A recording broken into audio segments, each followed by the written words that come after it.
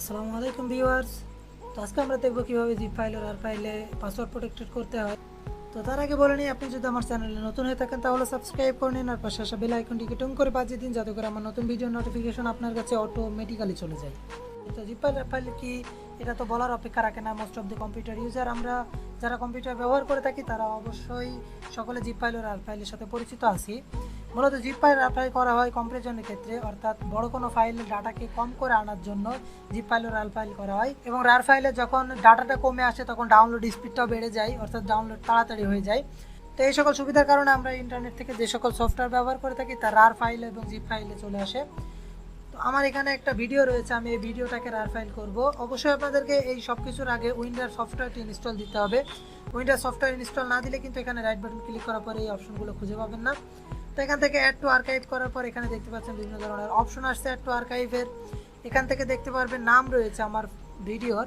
তো আমি এখান থেকে জাস্ট এক দিয়ে নিলাম। এখান থেকে রার 4 জিপ যে কোনো একটা অপশন চয়েস করতে পারেন আপনি, আমি রারই থাকছে। এখান থেকে আপনারা দেখতে পাচ্ছেন রার ফাইল আফটার আর্কাইভিং, অর্থাৎ আর্কাইভ হওয়ার পরে এই মেন ফাইলটি ডিলিট হয়ে যাবে। তো আমি সেটাই চাচ্ছি। এইখানে দেখতে পাচ্ছেন সেট পাসওয়ার্ড নামে একটা অপশন রয়েছে, সেট পাসওয়ার্ডে ক্লিক করার পর এখানে দেখতে পাচ্ছেন এন্টার পাসওয়ার্ড চাচ্ছে। তো আচ্ছা, পাসওয়ার্ডটা আমি দিয়ে নিই। তো পাসওয়ার্ড দেওয়ার পরে কিছুই করা লাগবে না, শো পাসওয়ার্ড করে আপনি দেখে নিতে পারেন আসলে কি হয়েছে। শো পাসওয়ার্ড থাকলেও এখান থেকে জাস্ট ওকে করবেন, কমপ্লিট হয়ে যাবে আপনার পাসওয়ার্ড সেট। তারপরে এখান থেকে ওকে করবেন। এখানে দেখতে পাচ্ছেন কমপ্লিট হয়ে গেল আমার রার ফাইল। তো এখন যেই এই রার ফাইলটা ওপেন করতে যাক না কেন, অর্থাৎ ভিডিওটা ওপেন করতে যাক, তার কাছে এই পাসওয়ার্ড চাইবে। পাসওয়ার্ড দিতে না পারা পর্যন্ত সে এই ফাইলটা অ্যাক্সেস করতে পারবে না। তো আমি পাসওয়ার্ড দিচ্ছি না, এখন আর প্রয়োজন নাই। তো এক্সট্রাক্ট করে এখান থেকে, এটা তো আপনারা রার করলাম, রার থেকে কিভাবে এক্সট্রাক্ট করবো সেটার জন্য এই যে এখান থেকে দেখতে পাচ্ছেন আইকনে এক্সট্রাক্ট টু লেখা আছে, এখানে ক্লিক করার পর থাক, কারণ এটা ফাইলের অ্যাড্রেস। এখান থেকে ওকে করব, ওকে করার পর এখান থেকে আবার পাসওয়ার্ড চাবে। এখান থেকে পাসওয়ার্ড না দেওয়া পর্যন্ত এক্সট্রাক্ট হবে না। আমি পাসওয়ার্ডটা দিয়ে নিলাম RF123, দেখে নিই। আচ্ছা, ওকে।